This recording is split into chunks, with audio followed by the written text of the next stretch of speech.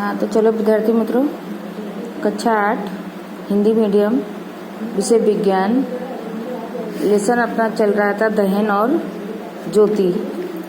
तो अभी आए त्योहार में, देखिए हम लोग पटाखे फोड़ते हैं और पटाखों से क्या होता है, बहुत सी ध्वनि उत्पन्न हो जाती है, गर्मी होती है, प्रकाश उत्पन्न होता है। तो ये विभिन्न प्रकार की क्रियाएं होती हैं। इसके दौरान कई भागों में यानी वो उत्पन्न हो जाती है, वायु बाहर निकल आती है। ये प्रक्रिया क्या कहलाती है? विस्फोट। यानी कि त्योहारों पे जब हम पटाखे फोड़ते हैं तो उसके पटाखों के साथ में हमें गर्मी, प्रकाश, आवाज़ की प्रक्रियाएं ये सब उत्पन्न होती है। तो ये अधिक मात्रा में उत्पन्न होकर के वायु में बाहर चली जाती है। ये प्रक्रिया हमारी विस्फोट कहलाती है। ज्योति किसे कहते हैं? एलपीजी ने ज्योति को ध्यान से देखो, तुम्हें ज्योति के रंग बता सकते हो कि मोमबत्ती की ज्योति का रंग कैसा है। तो आप देखिए, मोमबत्ती ये बनी हुई है, मोमबत्ती जल रही, केरोसिन लैम्प मोमबत्ती। अब इसमें आपको देखिए, मोमबत्ती, मैग्नीशियम, कपूर, केरोसिन, कोयला। ज्योति होती है, ज्योति नहीं होती है। मोमबत्ती में ज्योति होती है, मैग्नीशियम में ज्योति होती है, कपूर में होती है, केरोसिन, स्टोव, कोयले में नहीं होती। इस तरीके से कौन से ईंधन में ज्योति होती, कौन से ईंधन में ज्योति नहीं होती है। ज्योति के यानी क्या वो हैं, सब साधन हैं।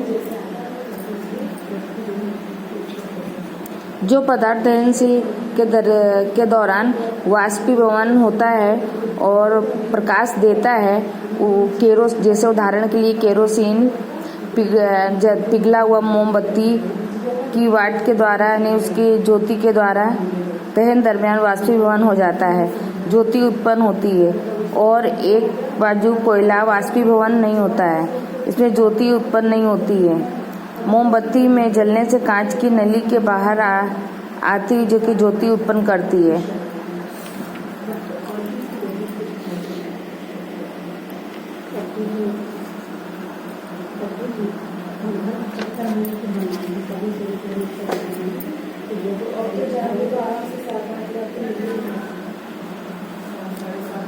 ईंधन क्या है? देखिए, याद करो तुम घर में औद्योगिक जरूरतों के उष्मा ऊर्जा स्रोत के तरीके मुख्य लकड़ी, कोयला, विभिन्न प्रकार के जो ईंधन होते हैं, पेट्रोल, केरोसिन, खाद्य पदार्थों के ईंधन उपयोग में लेते हैं। यानी अच्छा ईंधन किसे कहते हैं कि जिससे क्या होता है, सस्ता होए और अच्छा होए और जलाने में हमें कोई यानी नुकसानदायक ना हो। इस तरीके से हम उसको अच्छा ईंधन कहेंगे। हवा में अच्छी तरह से दहन हो और परमाणु में ऊष्मा उत्पन्न हो और रासायनिक कोई पदार्थ रासायनिक न छोड़े, पदार्थों में अवशेष न छोड़ता नहीं रहना चाहिए। ऐसा देखने जाए तो ईंधन एक आदर्श तरीके कह सकते हैं। ईंधन को एक आदर्श तरीके कह सकते हैं। ईंधन की कीमत अलग अलग होती है, कोई सस्ता होता है, कोई महंगा होता है, तो उसकी कार्य क्षमता भी अलग अलग होती है। तो आदर्श ईंधन के तरीके में धन प्रभावी भी हो सकते हैं और घन भी हो सकते हैं और वायु भी हो सकते हैं। माना कि कंडे जो उपले होते हैं, छान जिसको कोयला, एलपीजी जैसे ईंधन है, आपको बहुत से पर्याप्त मात्रा में मिल जाते हैं। उसको पानी गर्म करने के लिए कहे तो आप पसंद करेंगे कि कारण है कि आपके माता पिता मदद ले करके आप ये करके कर सकते हैं, प्रयोग कर सकते हैं। तीनों इन्हें सरके परमाणु में ऊष्मा उत्पन्न करें। ऊर्जा कैलोरी मूल कहती ईंधन कैलोरी मूल